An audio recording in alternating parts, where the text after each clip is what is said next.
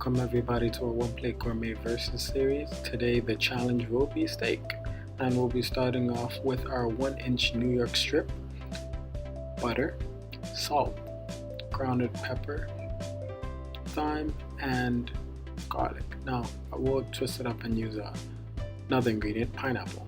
So first what you want to do is take your whole pineapple and dice it up into sizable pieces so that you can use your vegetable peeler and peel thin strips of pineapple. Generously coat your steak with salt and pepper evenly on both sides and lay that bad boy on your skillet. Always lay your steak away from you, not towards you, so you don't get any oil on you. For this recipe, you want to cook your steak 1 minute on both sides, and then 2 minutes, and then 3 minutes. It's called the 1, 2, 3 method. I thought it up myself, But for other steaks, you could technically cook it however you want, so you're the one who's eating it. Next, begin to add your butter and your garlic and your aromatics. You can use rosemary or you could use thyme. Its choice is all yours. Basting is typically just marinating the meat with the juices that it's cooking with. So tilt the pan and then grab a spoon and drench that bad boy with all that nice juices, and just do it for a minute or so, and voila, you have your steak. Now, something that's really important is to let your steak rest. Once you take it off the pan, you want it to cook internally. The temperature will come up to about 5 degrees or so, and just let it cook. Then you can take it out and admire your work of art and proceed to let the knife do the work. Now we're going to cut our steak on a bias, which is just a fancy lingo for, cutting on an angle. And then masterfully layer your pineapple strips over your steak. There you have it. Hello guys, so we're going to be doing a traditional pepper steak recipe. We're going to have our salt and our pepper, and we're going to begin to season both sides of the steak.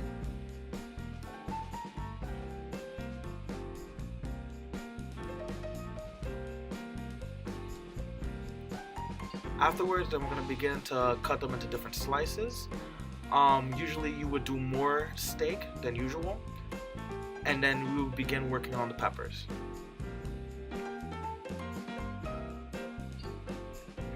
Once you've separated the seeds and the core, we're going to begin to dice the peppers.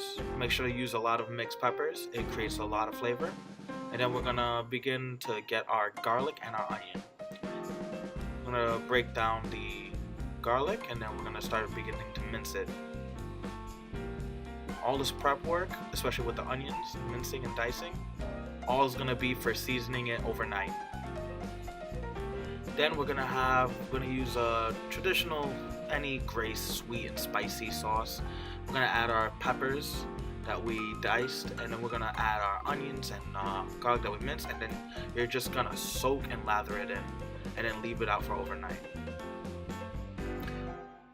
The next following day, when you're getting ready to cook, you're gonna get yourself a skillet. You're gonna oil up the pan, then you're gonna begin to just start cooking it in. You don't have to use a skillet, you can use a Dutch pot, but you're gonna really go into it each minute. Then you're gonna have yourself some water, you're gonna have yourself some cornstarch, and then you're gonna mix it together because we're gonna start working on the gravy. And then you're gonna just continue to keep mixing for about 30 minutes. And then put it on a low heat and continue to mix it. You can add more sauce to further develop the flavor.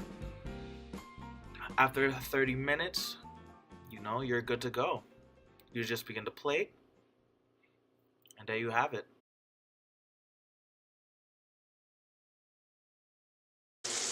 Damn, I have no spoon? I mean, maybe I'm not looking, like